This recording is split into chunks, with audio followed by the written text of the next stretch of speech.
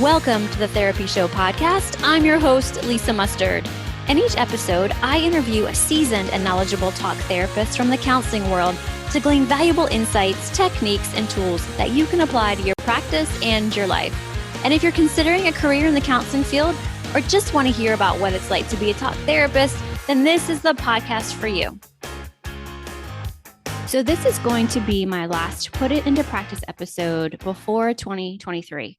And I really wanted to make it something special and give you some ideas and tips on if you're thinking that you want to start something new in 2023, then definitely listen to this episode. Okay.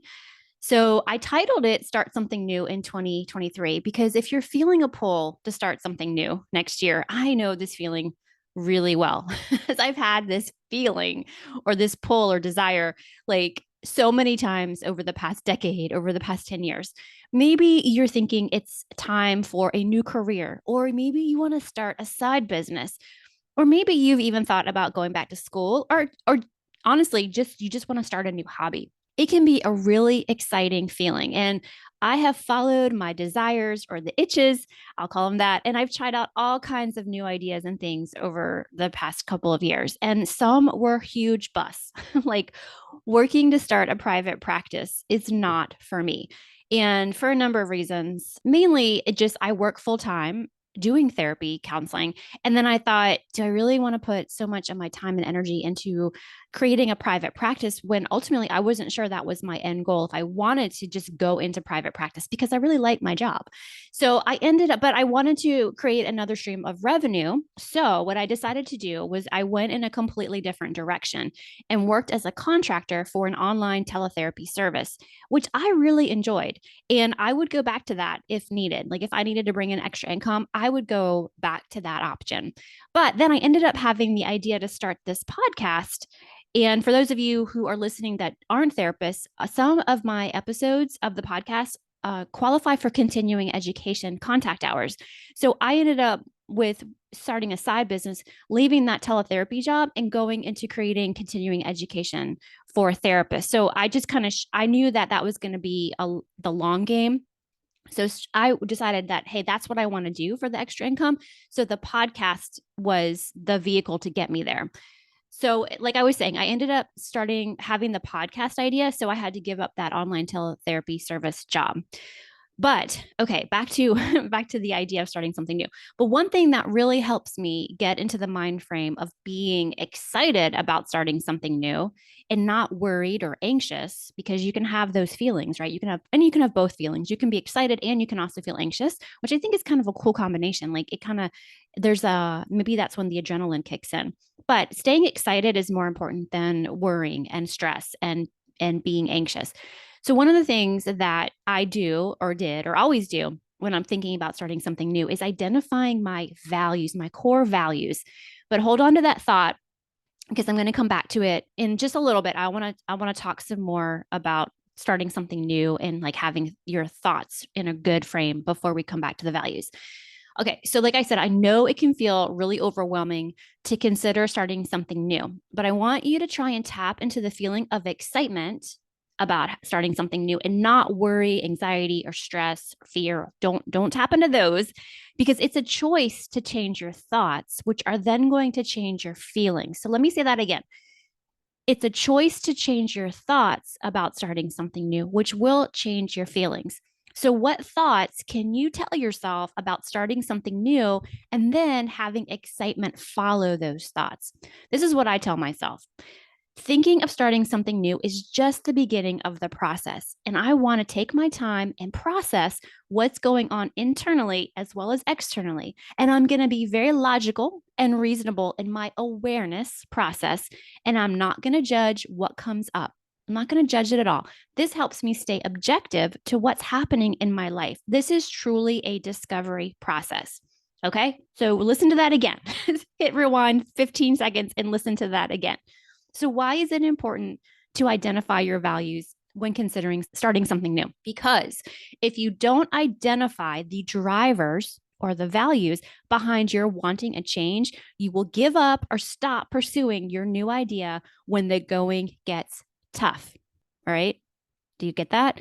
If you don't identify, some people would say identify your why, but I call them your core values because I don't think there's just one why. When you don't identify the drivers behind why you want this change, you will give up or stop pursuing that idea when the going gets tough. Think about that. Think about the times in your life where you've been excited about an idea and you just were like following that adrenaline and you were just gung ho and you were going full force. But the second it got hard, you stopped. You stopped because it got hard. And hard is going to be maybe if you were learning, something like, let's say you went to we're trying to get into the habit of going to the gym and building muscle. Well, at first it's fun, it's new, it's exciting, but when it starts to get hard, like you're sore, or maybe you tried to lift some weight that was too hard for you, you weren't ready for it yet, you give up because you're like, that was too hard. It's just too tough. You didn't identify why you started to go to the gym in the first place. So that's a whole other podcast, right? But I'm really big on lifting weights and going to the gym and pushing through. And I really credit the gym for like giving me so many of my values, really. I'll just say that. Due to my schedule, I work full time for a military branch. I'm unable to take therapy clients at this time, and that's why I've partnered with BetterHelp Online Counseling. BetterHelp connects you with a licensed mental health provider in your area or your state who can help you via video calls, text messaging, as well as phone calls. And the best part is that it's very affordable. Plans start around $65 a week, and you can get 10% off your first month when you go to betterhelp.com/Lisa Mustard, or just click the link in the show notes. So BetterHelp is a sponsor of the podcast, and they help make it possible for me to produce content, professionally edit the show, and spread the word about mental and emotional health topics. And you guys, I've used online counseling platforms in the past for my own therapy and really love the convenience and affordability. I didn't have to leave my work or home or to get to work with a licensed provider. It's awesome. So also, if you're wanting to work with someone face-to-face, there are many online directories out there that you can match with a licensed mental health provider. I refer people to Psychology Today. And if you're looking for a therapist for your child, I want you to consider joinhopscotch.com. Just head to their website, enter your information in your zip code or your state, and you can be matched with a therapist for your child. Okay, so let's talk about how do you identify your values. I'm going to give you some questions to think about. So grab a pen and paper and let's start figuring out what your values are. Of course, if you're driving or doing something else at the moment, then come back to these questions later and I will put them in the show notes. So if you just want to listen right now and kind of maybe you're on a walk and just listen to them and think them over, then that's great. So the questions to consider are, number one, what is important to you? What is important to you? Number two, what do you hold near and dear to your heart? Number three, what ideas get you excited? Number four, if time and money were of no issues to you, how would you spend your day? Number five, what do you yearn for when you consider your future? Number six, what brings you joy? And number seven, where do you find your energy?